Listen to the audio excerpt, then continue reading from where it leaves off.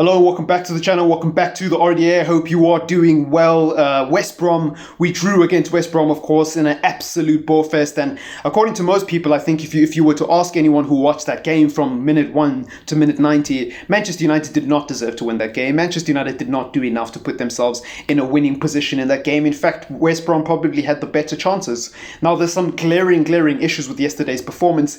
Maguire and Lindelof, obviously the biggest talking point of that entire game. Marcus Rashford and his performance, Anthony Martial. So I'll get into that in a bit and what I think, because I think it's more important to reflect on what is going wrong at Manchester United rather than talk about the X's and O's, because what's the point? We played McFred, we played Maguire and Lindelof, and then we played Marcus Rashford on the right wing again, and Anthony Martial on the left wing again, against a team that's at the bottom of the table, and we expect to win.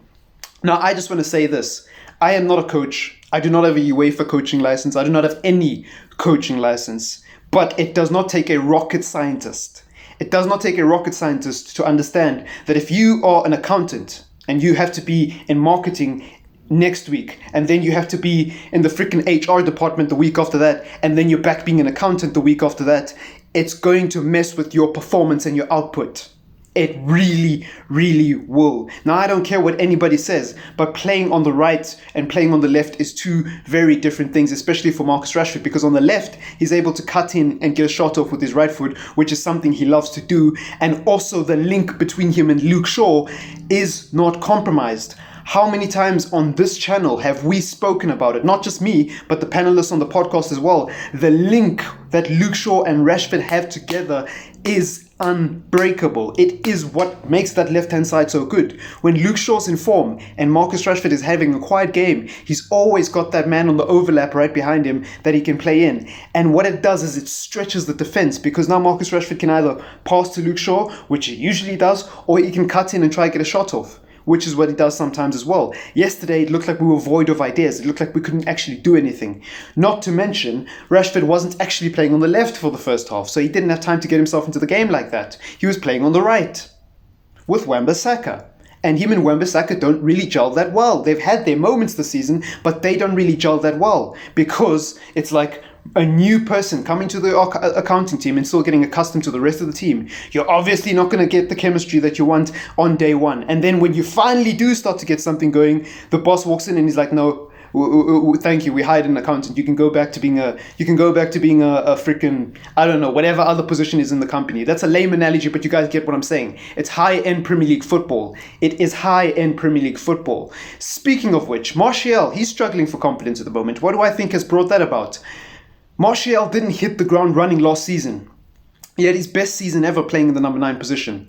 It took him a run of games to get his confidence up and to get into a rhythm, like it takes most players in world football. Most players, you don't just play them in a position and then they hit the ground running and they start banging goals. They need time to play in a position consistently and to build their confidence up and to build their rhythm up and to get back into get their mojo back. Martial has not been given that opportunity. You want to know why? Because we've got this new shiny toy wearing the number 7 jersey that we cannot drop.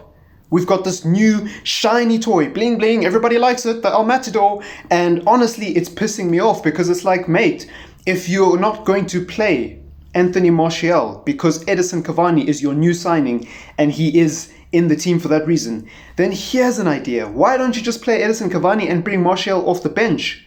Why compromise the integrity of the entire team structure by moving Marcus Rashford to the right wing so that he can accommodate Martial on the left wing, who's also playing out of position, so that he can accommodate a guy who has the same amount of goals as him but is playing in his position?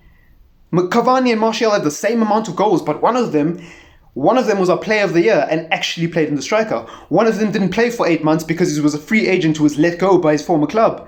And we waited till the last day of the transfer window to sign him, but he's getting picked over Martial in the position where Martial has overperformed 90% of the strikers who've left since Van Persie. Zlatan had a higher goal scoring tally in a single season than Martial in the last 5 seasons. I concede that. But what about Lukaku? What about Falcao? What about every other striker we've had since RVB?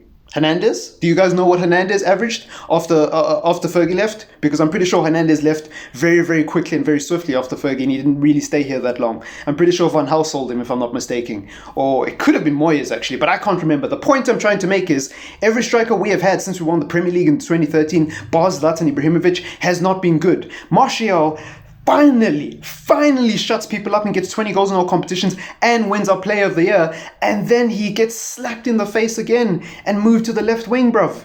For this old man Cavani, look at me, I can't score more than 7 goals. I've got the same amount of goals as McTominay, even though I'm playing in my priority position.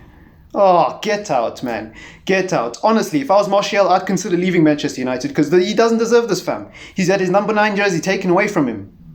He's had his number 9 jersey taken away from him. He's had his position taken away from him. He's been absolutely booted out of the team by that grey-haired dinosaur who plays fossil football at that team that wears white. We shall not mention his name, but I'm pretty sure you've caught on. That team that wears white, that relies on one blonde fellow at the top and another Korean fellow next to him. Yeah, that guy nearly ruined Martial's career, fam. You know, that... Yeah, as you can tell, I'm very upset, and I'm not upset at drawing to West Brom. I'm upset at the fact that this team, and this fan base as well, does not realize where it is and how far it needs to go. Whether that's because Ole Gunnar Solskjaer's not getting the best out of the squad, make your own mind up. But I've been Ole out for a long, long time, and I ain't changing anytime soon. But I do think these individuals need to look at themselves as well in certain areas. Like Maguire coming out after the game and saying what he said. I'm not going to repeat it if you haven't seen it, but Maguire needs to stop this nonsense of coming in press conference and just waffling, bruv. How about you take some accountability, bruv? How about you talk about your own performance, bruv? Bruno has spoken about his own performance. Cavani, even though I've given him a lot of stick, has spoken about his own performance. When he was missing sitters a few weeks ago, he came out and said in an interview, I need to do better. He didn't say it like that, obviously, but he said, I need to do better. Everyone else on this team can and has the capacity to take accountability. But Maguire, the captain of the club, it's always we. It's always we didn't play that well. It's always our attack didn't do that well. It's never our defense, aka me and Victor Linda, I don't get dropped, me, Harry the Hoover, me, Captain England, and Victor Linda, Blunderloff fam, never gets dropped. It's never that. It's never that. No. It's we as a team didn't play that well. It's never me. Myself and I cost us a goal against Everton. Me, myself and I cost us a goal, nearly cost us a goal against West Brom. Me, myself and I cost us a goal against Sheffield. Me, myself and I cost us a goal against Sheffield last year when I passed it back to Henderson and he didn't know what to do with it. This team will be the death of me. Anyways. Let me know what you thought of the game if you made it this far. But peace out.